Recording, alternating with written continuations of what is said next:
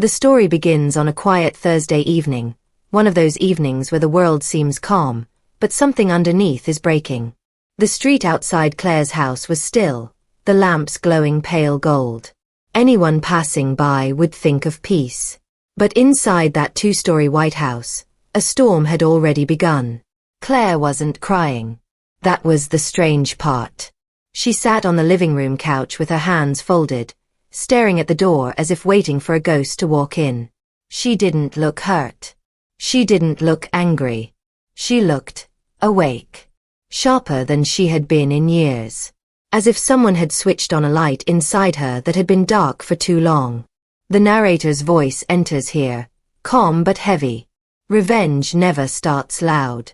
It starts in silence, when someone finally stops hoping. Michael, her husband, was late again. 2 hours late. No call. Not even a text this time. For the last few months, every excuse had been the same. Late meetings. Client dinners. Work emergencies. But Claire wasn't stupid. She had been married to Michael for 8 years. She could tell when a man was lying. Especially her own. What she didn't know yet was who he was lying for. Not tonight. Anyway. Tonight, her phone buzzed. One single message. From an unknown number. No name. No greeting. Just a photo. A blurry picture of Michael. Standing too close to another woman. A woman with dark hair, sharp eyes, and a smile that wasn't innocent at all. The caption was only 2 words. Ask him. Claire stared at it. Not shocked. Not surprised. Almost calm. Like someone who had finally received confirmation of a truth she already knew. But what came next? That was the real beginning. Because an hour later, when Michael finally walked into the house smelling like someone else's perfume, Claire didn't scream. She didn't question him. She simply looked at him with steady eyes and said, "You're late." And that terrified him more than anything. A guilty man expects anger. He knows how to fight anger. But calm. Calm means danger. Michael stumbled through his excuses, tripping over his words. Claire just nodded slowly, the way someone nods when they've already packed a suitcase in their mind. She walked to the kitchen, pretending to make tea. The camera in a Faceless video would show only her hands, steady and calculated. The narrator speaks again. People think the first crack in a marriage is the affair. It isn't. The first crack is the moment one heart goes silent. Claire didn't sleep that night. She didn't cry, either. She searched the photo again. The woman. The angle. The shadows. Who took it? Why send it? Why now? Around 3 a.m., she noticed something chilling. The woman in the photo, the one standing too close to her husband, was Ashley, Michael's coworker. The same woman he always said was just part of the team. The same woman he mentioned too often. The same woman whose name had become a regular visitor in their home. But the real blow wasn't seeing Ashley with him. It was what she found when she searched Ashley's name online. A divorce record. Recent. Messy. Settled just 6 months ago. Her ex-husband's name was Tyler. And when Claire clicked it, another photo appeared. A man standing at a courthouse. Eyes tired. Jaw set. The look of someone who had already survived hell once. The narrator whispers. Cheaters never think about the damage they leave behind. But sometimes, the people they hurt find each other. That night, Claire did something no one expected. She didn't confront Michael. She didn't call Ashley. She didn't scream or throw things or fall apart. She found Tyler's contact online. A private email. Buried deep. She stared at it for a long moment. Then typed one sentence. "I think your ex-wife is repeating history. Call me." She didn't know what answer she expected. But Tyler replied within 10 minutes. "Where do we start?" And that was the moment the story truly began. Not with cheating, not with betrayal, but with 2 strangers connected by the same wound. The narrator continues. When two people are broken by the same hands, they don't stay strangers for long. The next morning, Claire acted normal, packed her lunch, kissed Michael on the cheek, gave him a smile soft enough to convince him she suspected nothing. But behind that smile was a plan forming like a storm cloud. A patient one. A quiet one. One that would not only expose the affair, but end two careers, ruin two reputations, and rebuild her life on her own terms. She wasn't the woman who begged. She wasn't the woman who cried.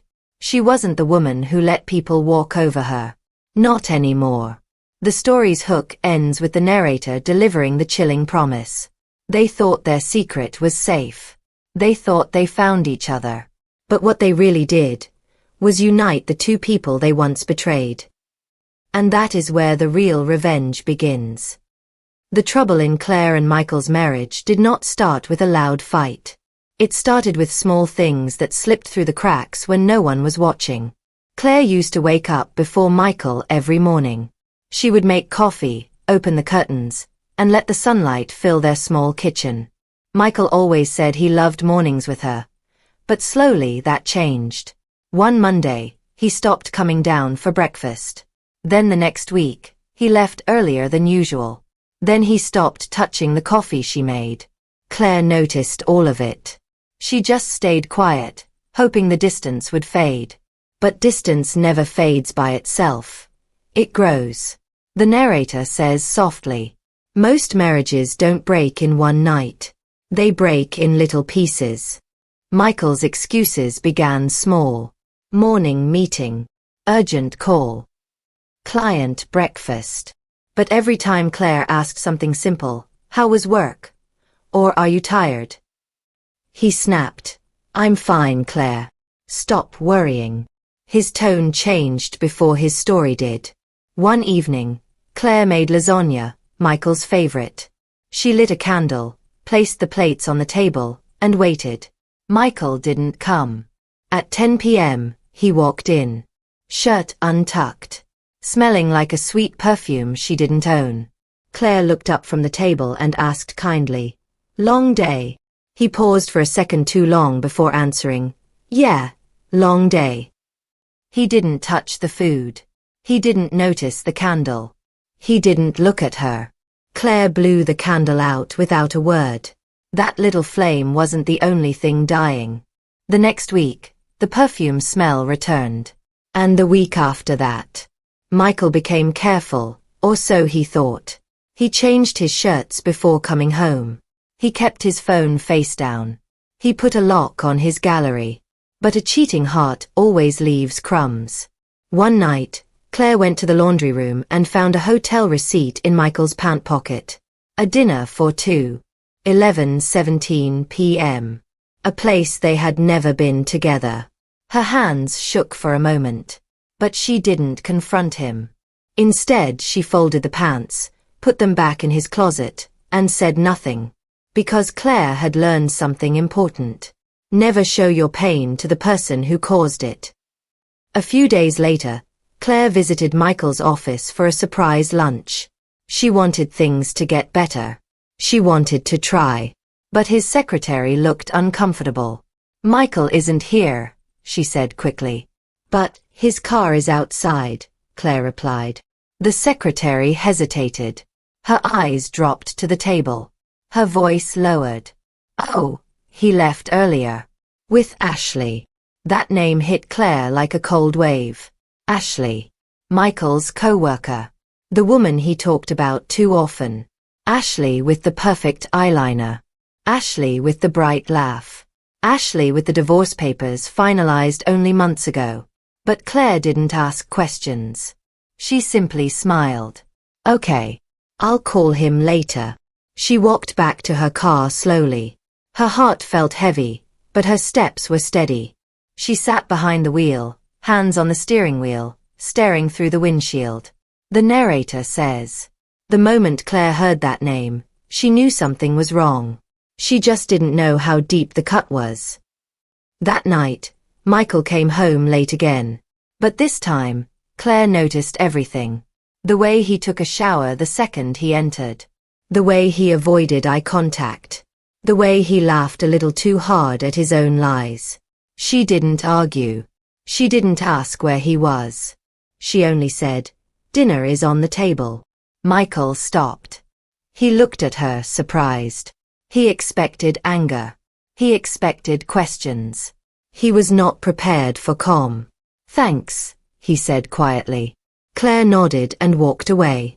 Her silence made him nervous. Guilt always fears quiet people. Later that night, when Michael was asleep, Claire sat on the couch again. The same spot from the hook. The same calm expression. She held her phone tightly.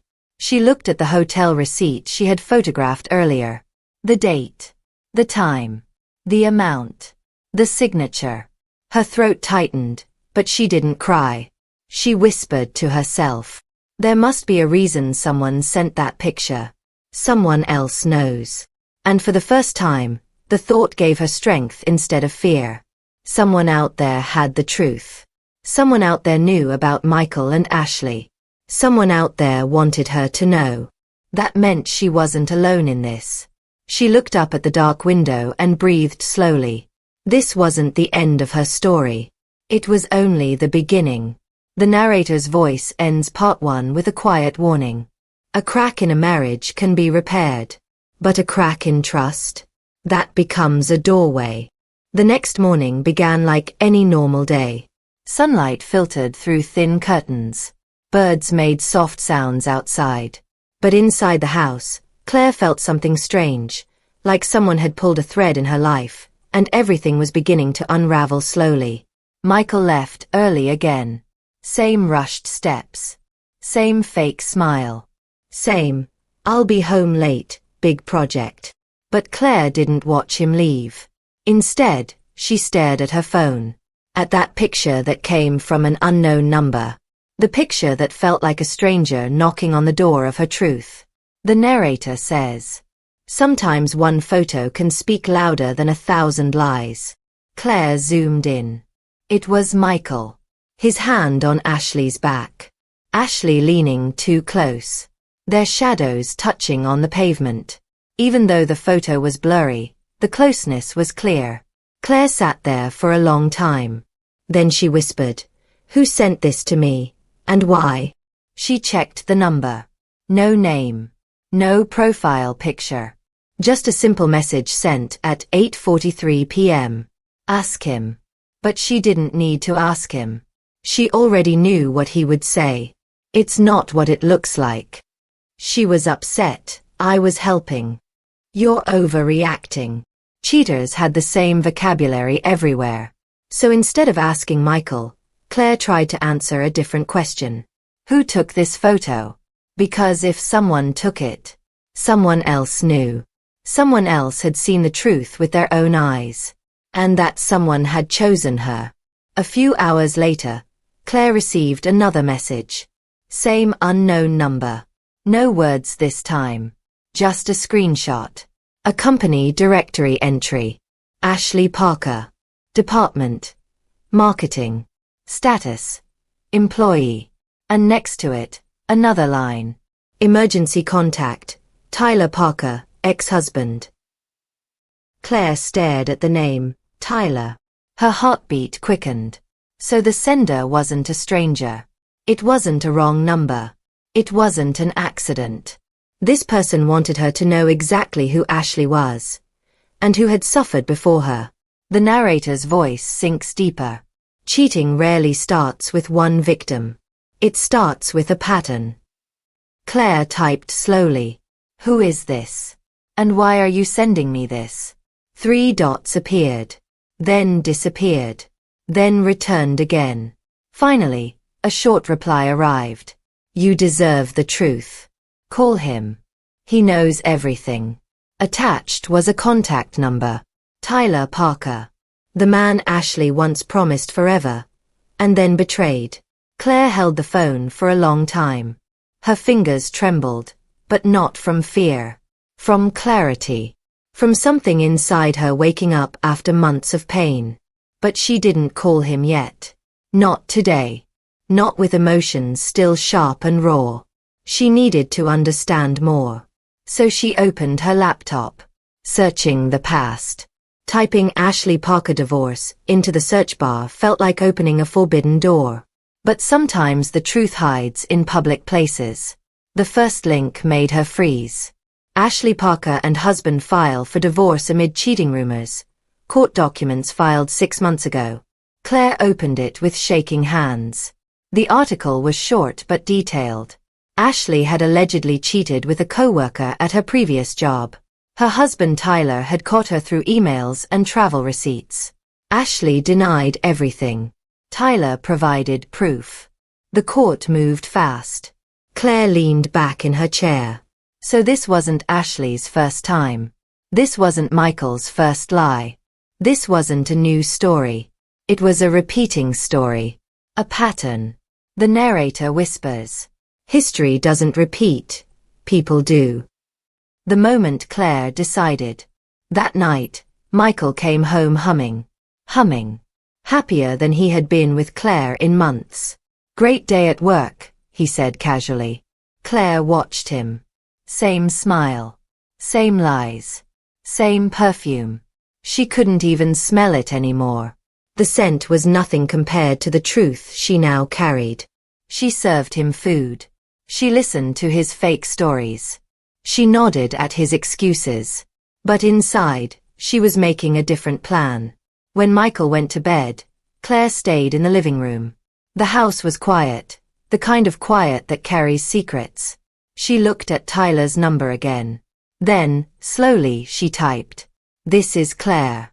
I think our lives were damaged by the same two people. Her finger hovered over the send button. All she had to do was press it. One small tap. One simple choice. And everything in her life would change. She closed her eyes for a moment, took a long breath, and pressed send. The message was delivered. 5 minutes passed. 10 minutes. 20. No answer. Claire finally stood up to go upstairs, telling herself maybe it was too late, maybe he didn't want to talk, maybe this was a mistake. Her phone buzzed sharply. A reply. Just one line. Tell me everything. Claire stared at it, heart pounding. She wasn't alone in this anymore. The narrator ends part 2 with a quiet chill. When two broken people connect, they do not stay broken for long. Claire could not sleep that night. Her mind kept replaying Tyler's message. Tell me everything. The words felt heavy, like someone opening a door she didn't know how to walk through. She got out of bed around 4 a.m. and sat by the living room window, watching the quiet street. Most houses were dark. Most people were sleeping. But Claire felt wide awake, as if the truth itself had shaken her out of a long dream. The narrator says, some nights hurt more than others. Some nights change everything. She finally typed a reply. Not here. Can we meet somewhere public? Somewhere safe. She expected him to answer hours later. But he replied in less than a minute. Sure. 10 a.m. tomorrow. Blue Leaf Cafe. Claire stared at the message. Her hands felt cold. Her heart felt steady. It was time to face the truth, not alone, but with someone who had the same scar. The next morning, Claire woke early. She didn't dress fancy. Just jeans, a soft sweater, and tied-back hair. She looked like a normal woman going for coffee. No one would guess that her marriage was falling apart. Michael had already left for work. Ashley too. Their secret world moving like a machine. Claire drove to the cafe. It was a small place with large windows and warm lights. The kind of cafe where people read quietly and no one asked questions. She walked in, scanning the room. Then she saw him. Tyler. He sat at a corner table, hands folded, looking out the window as if searching for answers in the glass. He looked tired, not sickly tired, but emotionally tired. The kind of tired that comes from betrayal. Claire approached slowly. Tyler? She asked softly. He turned. Their eyes met. In that single moment, they both saw something familiar. Pain. Strength. A quiet promise of truth. Yes, he said. You must be Claire. They sat across from each other. For a few seconds, neither spoke. It wasn't awkward. It was understanding. Finally, Tyler broke the silence. How long have you known? Claire swallowed hard. I saw signs for weeks. But I got the photo 2 nights ago. Tyler leaned forward. The one where they're standing close? Claire nodded. I took that photo. Claire froze. You? She whispered. Tyler looked down, rubbing his thumb across the table. I wasn't stalking her. I swear. I just knew. When someone has cheated before, you recognize the pattern. Ashley changed her routine, started dressing differently, coming home late, laughing at her phone. I knew she was doing it again. So I followed her once. Just once. Why send it to me? Claire asked. Because I saw your husband, he said quietly. And I saw the way she looked at him. And the way he looked back. I knew you deserved the truth before they ruined your life the way they ruined mine. Claire's throat tightened. I don't know what to say. You don't have to say anything, he replied. But we can't stay silent either. They spent the next hour sharing everything. Tyler told her how Ashley cheated with a coworker at her last job. How she lied even when he had proof. How she blamed him, twisted stories, cried loudly but never honestly. Claire told him how Michael changed over the last months. The unexplained late nights. The hotel receipt. The perfume. The lies whispered like routine. Their experiences matched too well. Too perfectly. It wasn't 2 people having an affair. It was 2 repeat offenders destroying 2 different lives. The narrator says, when 2 stories fit together like broken puzzle pieces, the picture becomes clear. Finally, Tyler leaned back and asked the question that changed the direction of the entire story. Claire, what do you want to do now? Claire looked out the cafe window. Cars passed. People lived normal lives. But her life was now something else. I don't want to fight for him, she said slowly. I want the truth. And I want my life back. Tyler nodded. Then we do this together. Together. Claire repeated. Yes, he said firmly. Ashley destroyed my marriage. Michael is destroying yours. And now they're doing it under the same company roof. Their workplace needs to know. HR needs to know. The board needs to know. Claire blinked. Are you saying, expose them? Tyler didn't smile. He didn't look excited. He simply looked determined. I'm saying we get justice. For the first time in weeks, Claire felt something new. Not pain, not fear. Power. Tyler pulled a small folder from his jacket. I already have some evidence, he said. Emails from her last job. Records from our divorce. Times. Dates. Locations. Ashley's pattern is the same every time. He slid the folder across the table. And Michael? Tyler asked gently. Claire took a deep breath. Give me time. I'll get proof. Tyler nodded. Then this begins now. They stood up. No handshake. No dramatic speech. Just 2 people, united by betrayal, stepping out of a cafe into a new reality. The narrator ends part 3 with a cold truth. They were strangers only yesterday.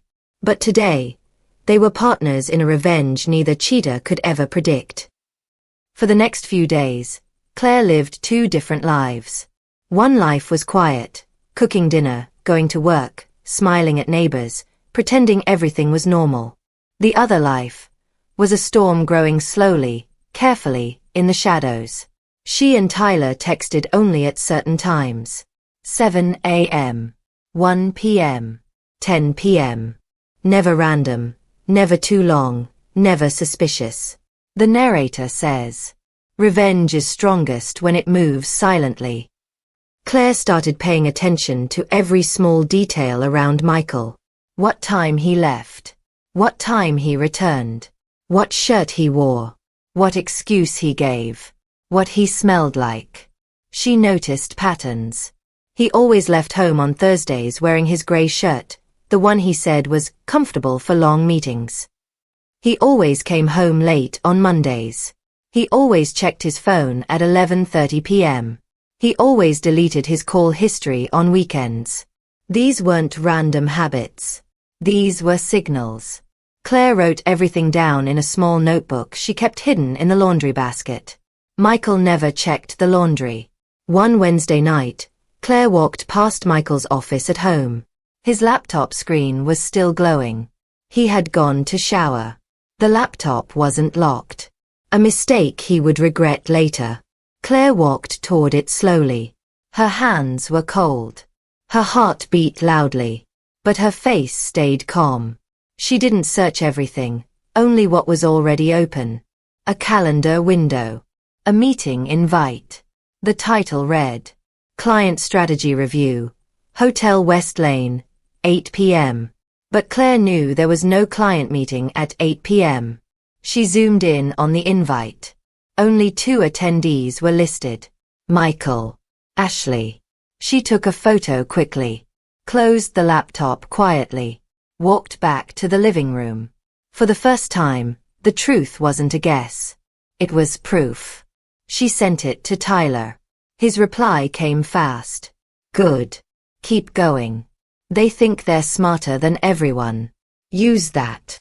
2 days later, Claire met Tyler again, this time in his car, parked behind a grocery store where no one cared to look. He handed her a new folder, filled with pages, screenshots, dates, photos, copies of hotel bills, Ashley's emails from her old job. This is everything from her past, Tyler said quietly.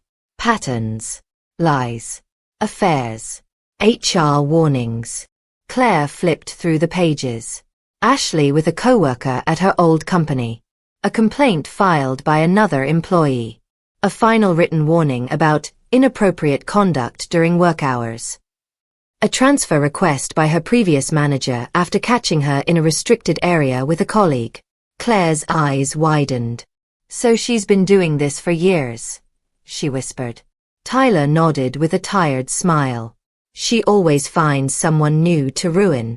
Claire closed the folder slowly. Not anymore. For the next week, Claire did not confront Michael. She did not change her routine. She did not act differently. She just paid attention. She started checking his credit card statements. Small charges at strange hours. Food for 2 people. Gas stations far from his office. One purchase. White roses. Michael never bought Claire roses. He said flowers were a waste of money. But for Ashley, anything was possible. Claire took pictures of the statements. She recorded one of Michael's late-night calls by placing her phone near the bedroom door. His whispered words were blurry but clear enough. Yeah, I miss you too. Tomorrow. Same time. Claire sat on the couch afterward, eyes dry, face still. The narrator speaks. A heart can break only once. After that, it turns into stone. To expose the affair to the company board, Claire needed something big. Something undeniable. Something that would destroy both cheaters at once. Tyler had an idea. Record their next meeting, he said. They always choose the same hotel. They're predictable. Claire felt a chill. You mean, follow them? I'll follow, Tyler said firmly. Not you. You stay safe. He didn't say the next part, but Claire understood. He had followed Betrayal before. He knew how it worked. On Thursday evening, Michael left home wearing the same grey shirt. Same cologne. Same lies. Late meeting again, he said, kissing her on the head. Don't wait up. Claire only nodded. Okay. Drive safe. Her heart didn't race anymore.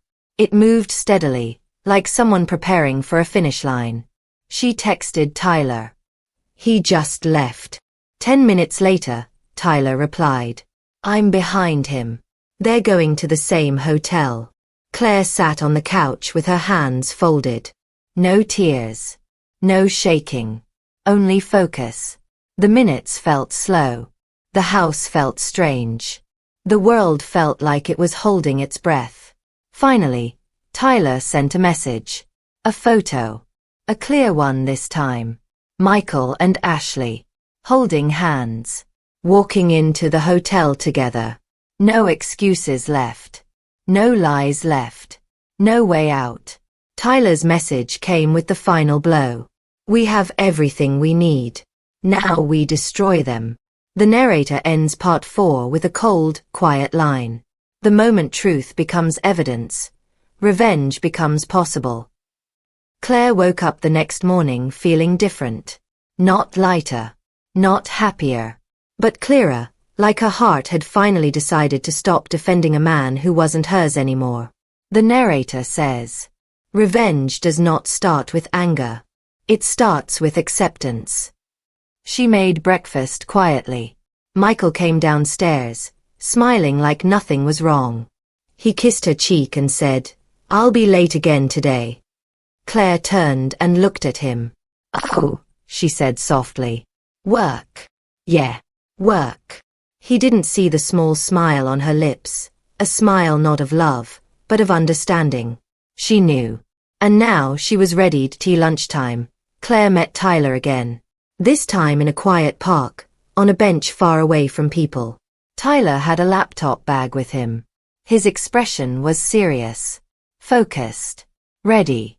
He opened the laptop and showed Claire everything collected so far.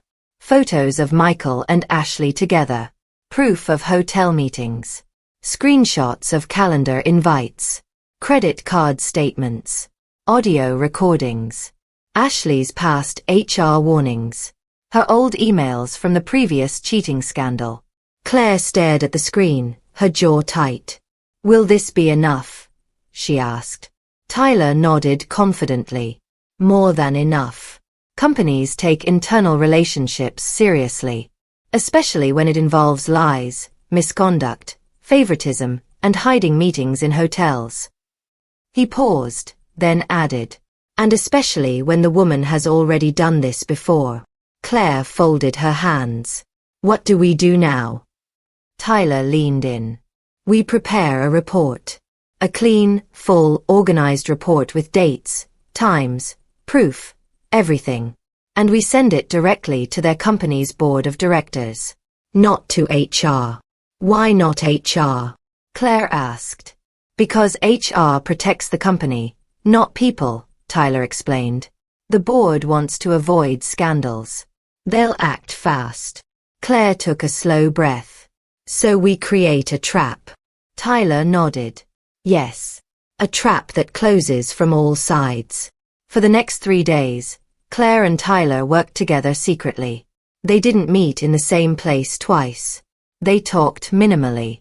Everything was kept simple, clean, and quiet. Claire collected more details.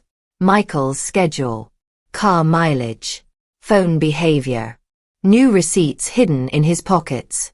Times he came home smelling like perfume. Tyler organized the information into a timeline. Day. Time. Location. Proof. Each line was a knife sharpening itself. The narrator whispers. Some traps are made of wires and metal. Others are made of truth. They cross-checked times. Matched receipts with locations. Connected photos with calendar invites. Attached Ashley's old HR records to show her pattern. Every lie became a piece of evidence. Every secret became a line in the report. Tyler added the final touches, his own voice recording from the night he followed them. The audio was clear. "Ashley, did you tell her?" "Michael, no. She believes anything I say." Claire closed her eyes for a moment when she heard that. But she didn't cry. She didn't break. She breathed in and let the pain leave her body. Strength came in its place. Their plan was simple. Send the report to the board of directors. CC the company's legal team. Wait for the storm to hit. But Tyler added one final idea. something sharp, clean, and powerful. Let's send it on Monday morning, he said. At 9 a.m. exactly when everyone is in the office. Why Monday? Claire asked. Because Monday sets the tone for the whole week. And because neither of them can hide. They'll both be there. Claire nodded slowly. And what will happen to them? Tyler's voice stayed calm. Investigations. HR meetings. Suspensions. Job loss. Their reputation will collapse. Especially because Ashley has a history. Companies hate repeated scandals. Claire looked down at her hands. They ruined us without fear. Now, Tyler said quietly, they will fear the truth. Sunday night came. Michael was extra sweet, extra warm, extra careful. Guilty people try hardest at home. He hugged Claire from behind while she cooked. Next weekend, let's go out, he said. Just us. Claire didn't turn around. Sure, she whispered. He kissed her neck and walked away, believing he still controlled her heart. But Claire had already handed her heart to something else. Justice. When Michael fell asleep, Claire went to the living room, opened her laptop, and connected with Tyler online. He showed her the final report. Organized. Professional. Clear. Loud. Even in silence. Ready? Tyler asked. Claire took a deep breath. Yes. They set the email to scheduled send. Monday, 9 a.m. sharp. 1 click. Scheduled. Done. Monday morning arrived like a quiet drumbeat. Soft, slow, and dangerous. The world outside moved normally. People walked to work. Cars filled the roads. Coffee shops opened their doors. But inside the headquarters of Riverstone Marketing Group, a silent bomb was waiting to explode. At 9 a.m., exactly as scheduled, the email left Claire and Tyler's hands and landed in the inboxes of the board of directors, the company's legal team, the head of corporate compliance, and, quietly, the HR director. A single email. 42 attachments. 20 pages of proof. 2 lives about to crash. The narrator says, truth does not need noise. It speaks for itself. Michael arrived at work smiling, holding his usual coffee. He greeted the receptionist, joked with the elevator guard, and stepped into the lift humming a tune. He had no idea the floor beneath him was already melting. When he reached his department, people looked tense. Phones were ringing. Managers were walking fast. Something was wrong. A coworker whispered to another, "Did you see the email?" Michael shrugged. Corporate noise, he thought. Happens all the time. He placed his bag on his desk. The moment he opened his laptop, 3 words appeared on the screen. Urgent, report received. Sent to every senior officer. CC to HR. CC to legal. Michael frowned. His stomach tightened. He clicked the thread. And then he froze. The report was him. His photos. His meetings. His hotel visits. His late nights with Ashley. His lies. His own calendar entries tied together with timestamps. Page after page. After page. His heart dropped into his stomach. What is this? He whispered. But he already knew. On the 11th floor, Ashley walked into her office wearing a bright red blouse and expensive perfume. She adjusted her hair and smiled at herself in the reflection of the glass door. She looked confident, untouchable, in control. But when she reached her cubicle, 3 HR officers were already standing there. "Ms. Parker," one said firmly, "we need you to come with us. Now." Her smile cracked instantly. "What's going on?" "We'll discuss it in the meeting room." Her hands shook as she grabbed her phone. She tried to text Michael. "Something's wrong. Come upstairs." But before she could press send, HR took her phone gently. "Company policy. Please follow us." Ashley felt cold. Very cold. At 9:22 a.m., Michael was called. Please report to conference room 5A immediately. He walked slowly, as if his legs were not connected to his body. The hall felt longer than usual. His heart raced. His mouth went dry. When he entered the room, he saw them. The head of HR, the legal officer, 2 board members, and Ashley, sitting with her hands shaking. No one smiled. No one spoke for a full 10 seconds. Then the board member cleared his throat. Mr. Wilson.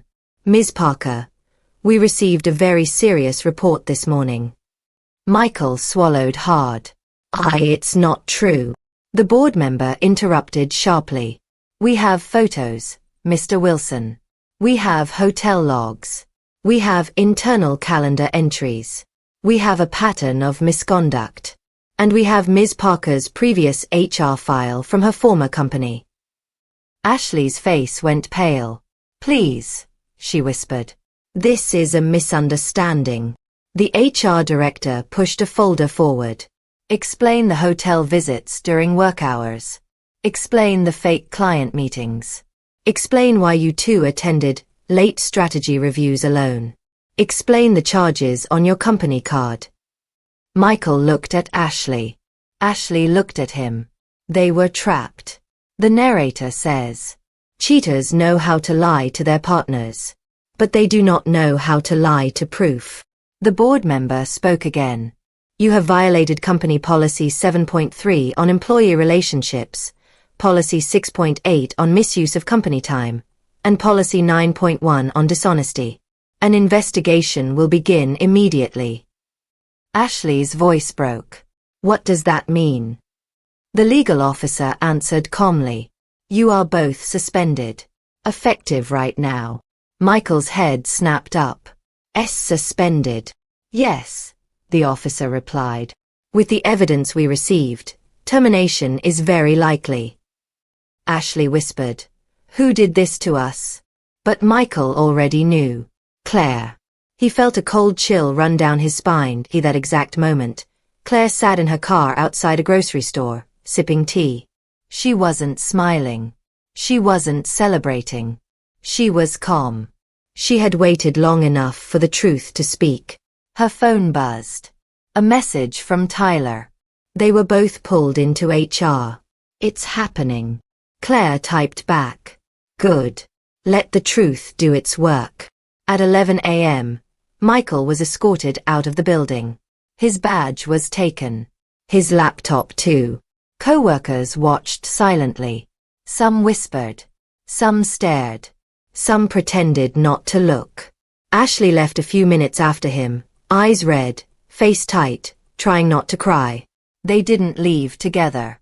They didn't speak. They walked out like 2 strangers caught in the same disaster. The narrator ends part 6 with a cold truth. They thought they were untouchable. But every choice has a weight. And today, their choices finally crushed them. While the company was dealing with Michael and Ashley, Claire was preparing for the last part of her plan, the part that would free her forever. She stood in the living room, holding a folder in her hands. Inside were printed emails, financial statements, photos, and the complete report she and Tyler had created. She didn't feel nervous. She didn't feel scared. She felt steady, like someone finally walking toward the right door. The narrator says, revenge is not loud. It is quiet steps taken in the right direction. Michael came home early, something he never did. He opened the door and stepped inside quietly, like a man trying not to wake a sleeping lion. Claire, he whispered. She didn't look up from the table. She simply said, sit. Michael sat. His hands shook. He started with a weak lie. There's been a misunderstanding at work. Claire lifted one finger. Silence. He stopped talking. Claire slid the folder across the table. I know everything, Michael. He swallowed hard. His face tightened. His eyes darted around like a trapped animal.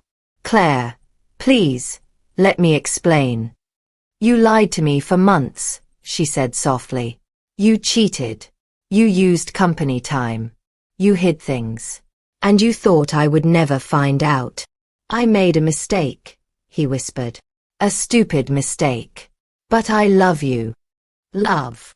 Claire repeated. You loved comfort. You loved attention. You loved getting away with things. But you didn't love me. Michael looked down at the table. He had no defense left. Claire placed another envelope in front of him. What's this? Michael asked shakily. Divorce documents, she said. He froze. Claire. No, please, don't do this. We can fix it. She shook her head. I'm not fixing something you broke on purpose. Michael grabbed her hands desperately. I'll go to therapy. I'll change my job. I'll cut Ashley off. You already lost your job, Claire said calmly. You can't cut off someone who destroyed her own career today. Michael's face collapsed. How do you know all that? Claire looked straight into his eyes. Because I made sure the company knew everything. Michael's breath caught. You reported me? No, Claire said. We did. We, he whispered. Who else? Ashley's ex-husband, Claire said simply. The man she cheated on. The man she lied to. The man who knew her patterns. Michael leaned back, stunned. It took him a full minute before he finally whispered. You teamed up. Claire nodded. Yes. With the man you and Ashley hurt without even knowing.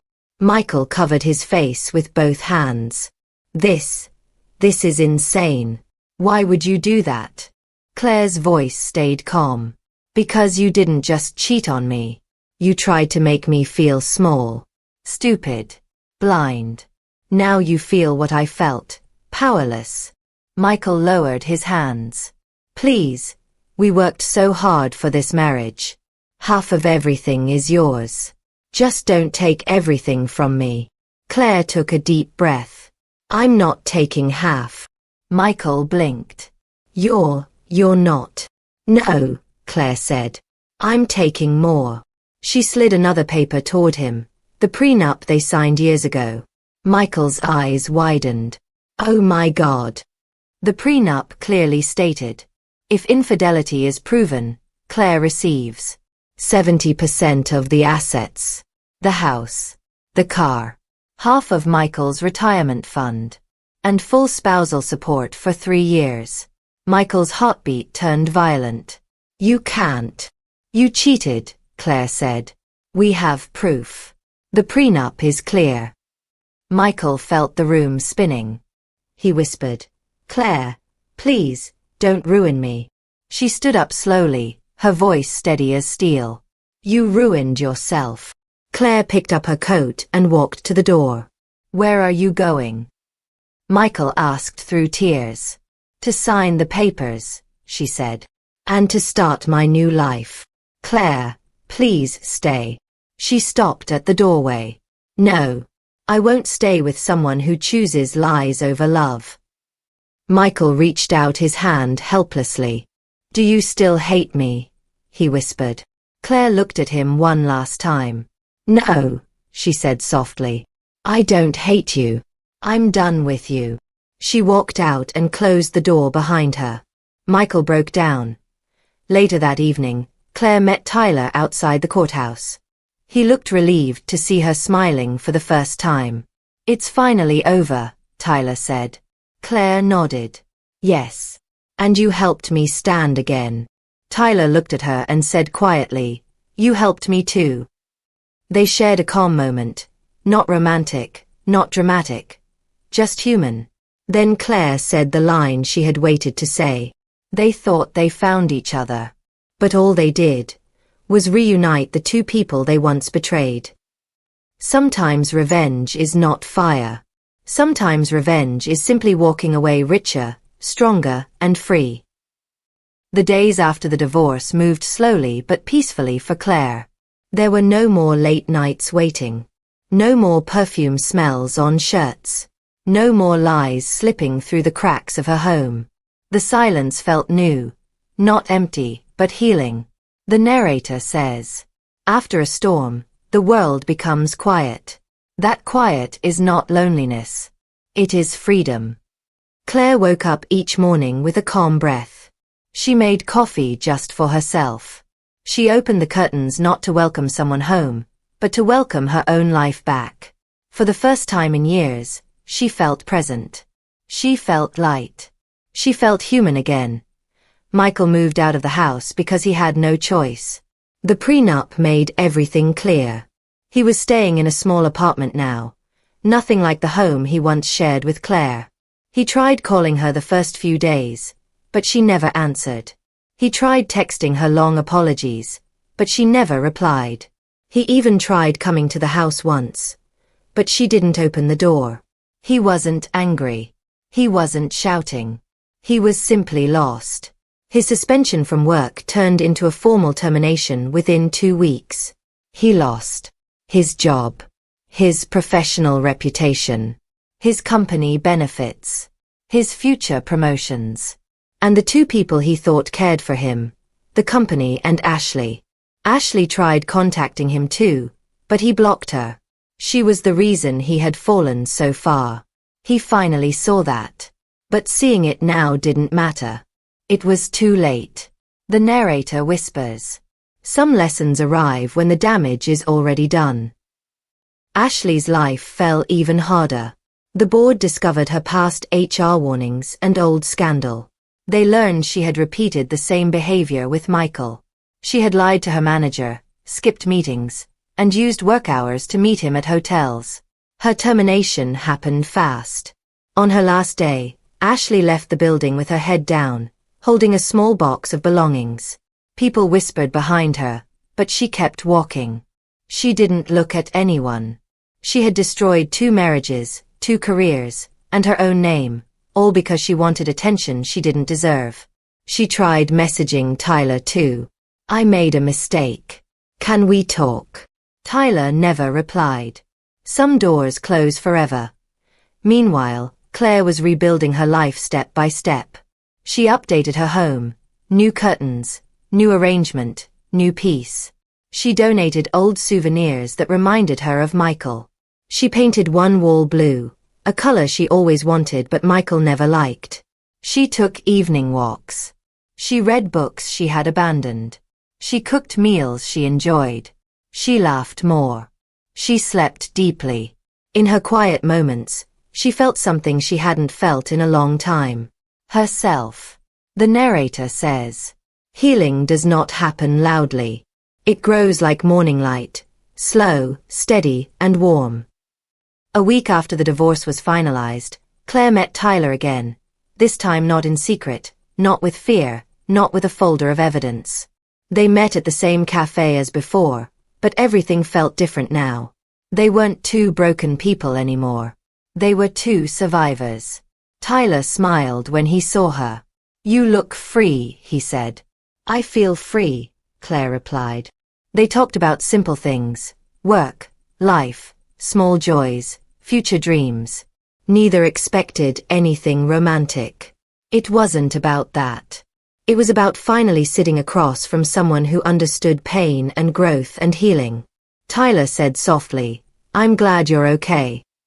Claire looked at him with warm eyes. I'm glad you are too. There were no promises made. No expectations.